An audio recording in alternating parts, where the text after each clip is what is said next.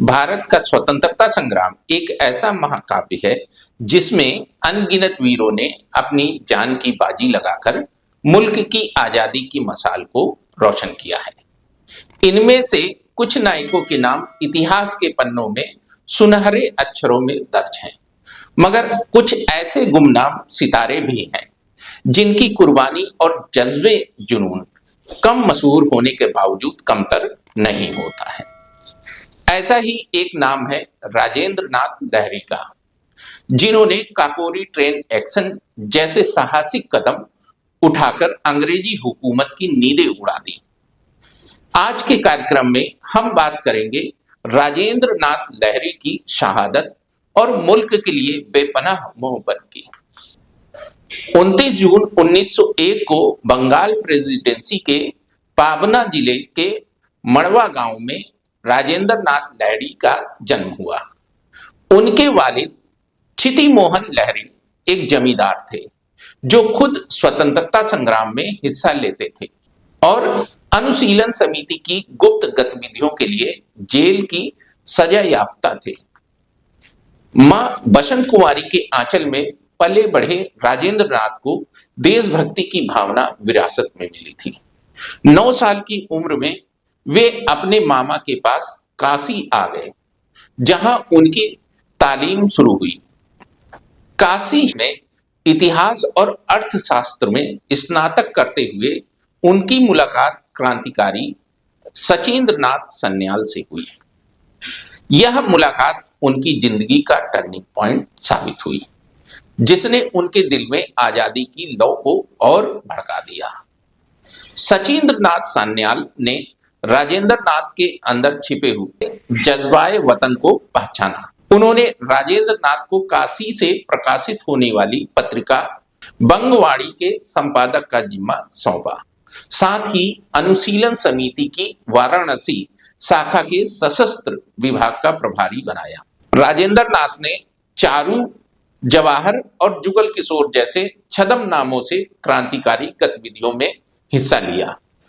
वे Hindustan Republican association के जिला संगठक और प्रांतीय सलाहकार भी बने।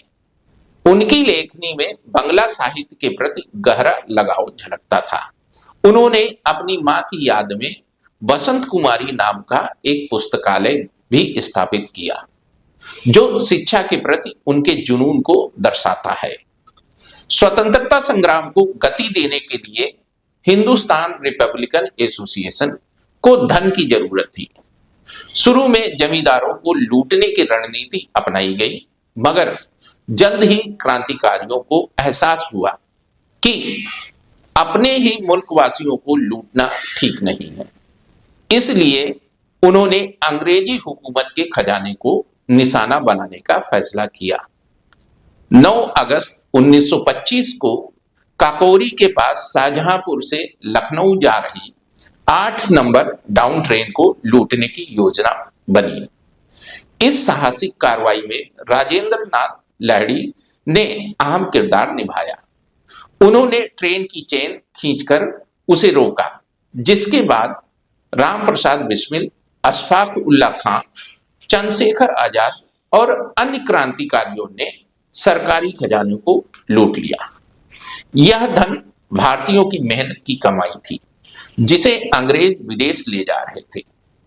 इस कार्रवाई ने अंग्रेजी हुकूमत को खुली चुनौती दी, मगर एक यात्री की अनजाने में हुई मौत ने इस घटना को जटिल बना दिया।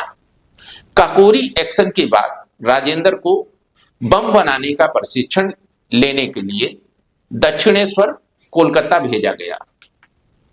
वहां एक साथी की लापरवाही से बम फट गया, जिसके धमाके ने पुलिस को सतर्क कर दिया।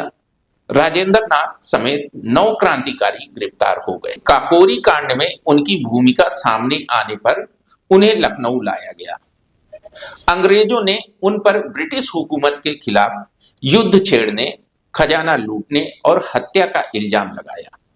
झूठी गवाहियों और मनगढ़ंत सबूतों के आधार पर राजेंद्र नाथ लहरी, राम प्रसाद बिस्मिल, अशफाक उल्ला खां और ठाकुर रोशन सिंह को फांसी की सजा सुनाई गई।